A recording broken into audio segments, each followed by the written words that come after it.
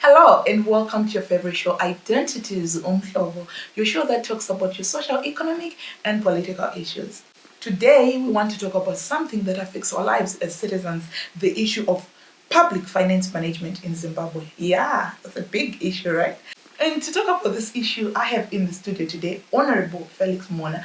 Honorable, welcome to the studio. Thank you, Nyari. I also have Madame Janet.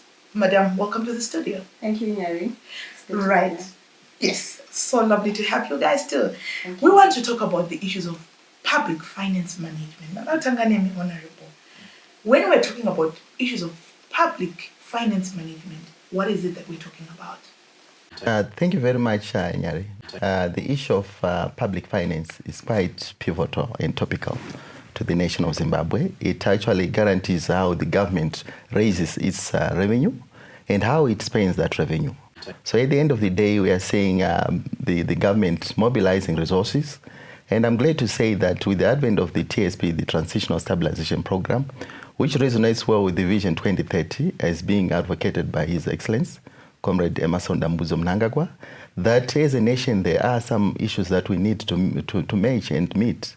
And in this regard, we've got the issue of clusters that fall under that purview. And this comes to the issue of managing the finances. And the public are actually there to take the government to account to say how these funds are being managed. And I'm glad to say that in that TSP, we've got the clusters which talk of the governance issues, the macro stability and re-engagement. We've got the inclusive government. We've got the social development, just to mention a few. And you find that in that regard, it is also comes to the issue of the Constitution to say, what does the Constitution say about public finance? And we've got a Constitution which is our Bible. And you find that in Section 298, it lays the foundation of public finance. And it actually comes from, we've got Section 298 to Section 317. It talks about how finances are managed. And how are finances managed, maybe briefly? Yes, it means there is the issue of accountability and transparency. And we must have a situation whereby the issues to do with finances mustn't be shrouded in secrecy. So in terms of the public, they need to know what is happening to their funds, what is happening to their money that comes to the public domain. So, yes. Yeah, amazing. I'll come back to you, Honorable. I just want to find out, Janet, just listening to Honorable Mhona talk about the issues of the fundamentals of public finance, the issues of income, and the issues of expenditure of our money. I want to quickly I want you to touch on where the money, you just ended by saying the public needs to know about how their funds is managed. What are some of the sources of the income that Honorable Mhona is talking about, and what does public finance in Zimbabwe encompass? Okay, thank you very much, Nyari. I think Honorable Mhona has defined quite well in terms of what public finance is. It is definitely the issue of what the government receives or what the state receives, and how then they administer, allocate, and utilize that. And when we are talking then about those receivables, I think the first one that I will talk about, coming from where I come from, the Zimbabwe Coalition on Debt and Development, is public debt. Definitely the government borrows in some instances for development purposes, or to finance actually many of the projects that we see in social service delivery that we see. There is also the issue of tax. It is a form of revenue, a stream of revenue that comes in that the government receives as well as revenue, which is also public finance.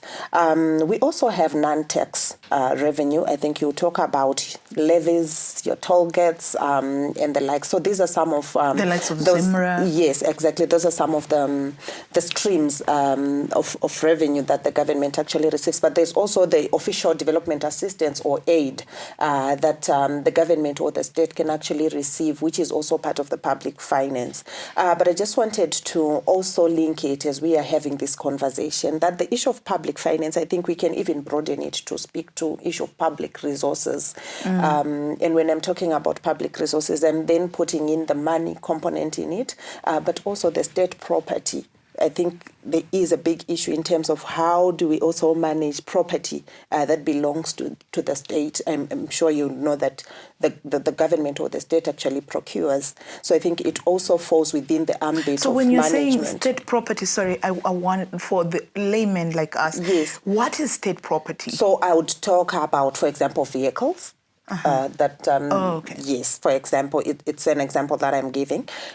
We could talk about buildings, government property. How do we manage and handle and ensure that it is used? Because we're talking also about utilization, because we're taking it that to acquire those vehicles, for example, or buildings, public finances got in there. There were some monies or funds that were put in there. So this also encompasses that. So the issue of public finance management is definitely topical, and I'm sure we'll continue to talk through in terms of then the consolidated revenue fund, which is where all the money is put in when it is received and then administered and allocated accordingly. But do not go away. Stay with us. We come back. We need you to know more about the issues of public finance. So stay with us.